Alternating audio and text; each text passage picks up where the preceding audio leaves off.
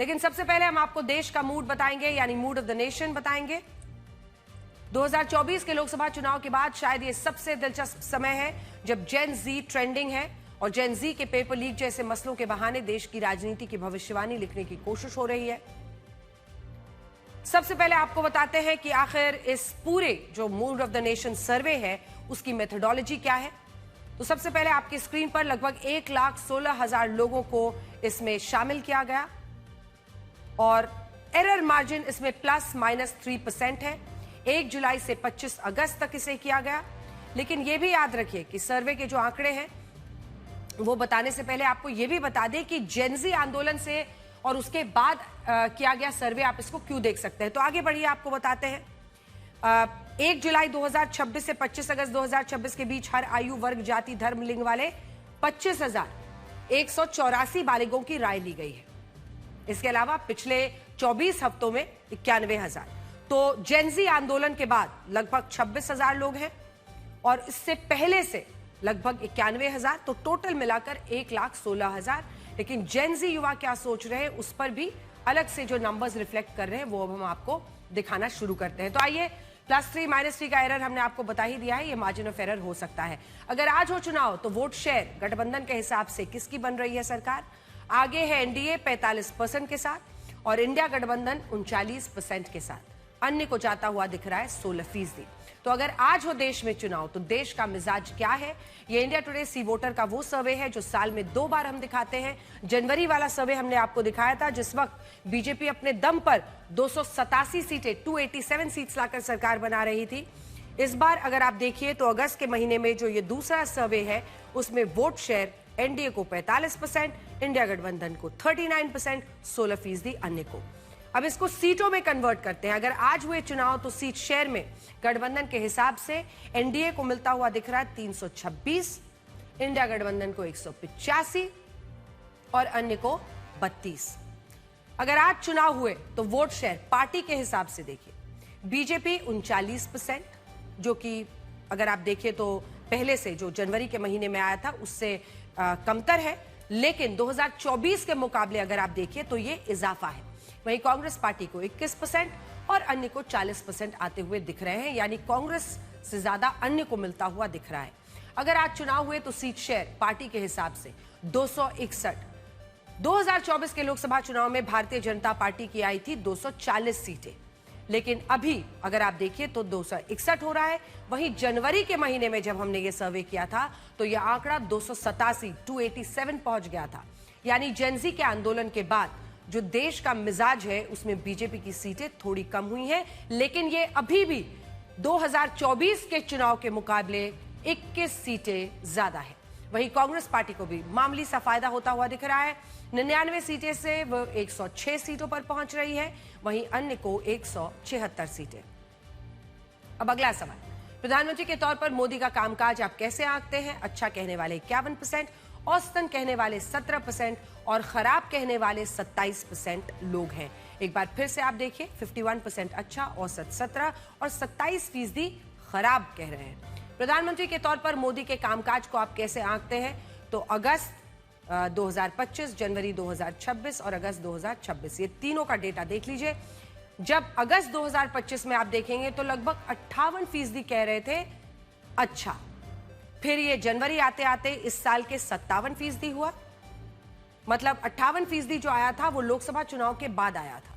लेकिन अगस्त 2026 आते आते ये 51% हो गया है। वहीं औसत मानने वाले 13, 16, 17% हैं और खराब कहने वालों में 26 से 24% हो गया था जनवरी में, लेकिन फिर से वो 27% हो गया है। अब राज्यों में अगर आज चुनाव हुए तो 4 बड़े स्टेट्स हमने लिए हैं, 2 तो उनमें ऐसे हैं जहां चुनाव होना है। उत्तर प्रदेश, पंजाब। इंडिया गठबंधन कह रहा है को ये सर्वे कहता है 40% वोट्स और 42% एनडीए को। पंजाब में इंडिया गठबंधन को 25% और 16% एनडीए को।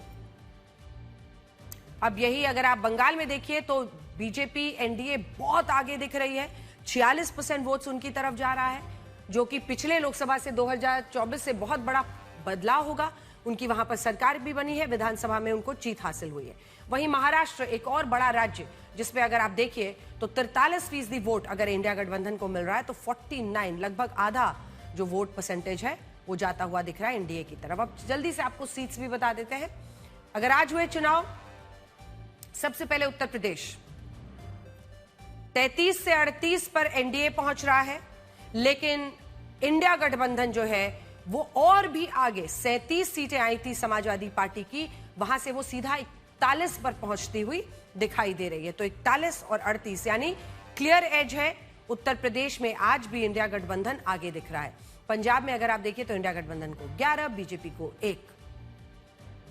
आम आदमी पार्टी मुझे लगता है चूंकि इसमें रिफ्लेक्ट नहीं हो रहा है, उनकी वहां पर ज्यादा सीटें आए। इधर बंगाल में आइए तो बंगाल में जो भी सीटों का नुकसान बीजेपी को अन्य जगहों पर हो रहा है वो सीधा भरपाई हो रही है। एक तो 20 सांसद जो टीएमसी के टिकट पर चुनाव जीत कर आए थे, उन्होंने अलग होकर अपनी एनसीपीआई बना ली। एनसीपीआई के साथ उन्होंने एनडीए का समर्थन कर दिया है। तो ये जो एनडीए का तबका यहां पर बंगाल में बन रहा है वो 35 का बन रहा है। अगर आज हो चुनाव तो वहां सिर्फ 7 रहेगा इंडिया गठबंधन के पास और बाकी की सारी सीटें 35 जाती हुई दिख रही हैं एनडीए की तरफ। वहीं महाराष्ट्र में आइए तो 17 सीटें इंडिया गठबंधन के पास और एनडीए की तरफ जा रही हैं 31 सीटें। अगला जो फ्लैगशिप प्रोग्राम्स है सरकार का, जैसे महिला आरक्षण, जैसे वन नेशन वन इलेक्शन, इस पर जनता क्या कहती है?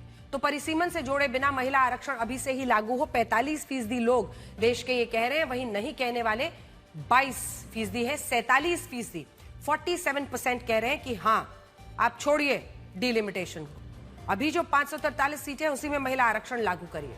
एक देश एक चुनाव का समर्थन करते हैं ये कहने वाले 70% हैं। तो ये तमाम ऐसे लोग जो अपोज करते हैं पॉलिटिकली अपने अपने फायदे के लिए, उनके लिए एक बहुत बड़ा आईना है जिसमें 70% लोगों ने सर्वे में कहा है वन नेशन वन इलेक्शन होना चाहिए।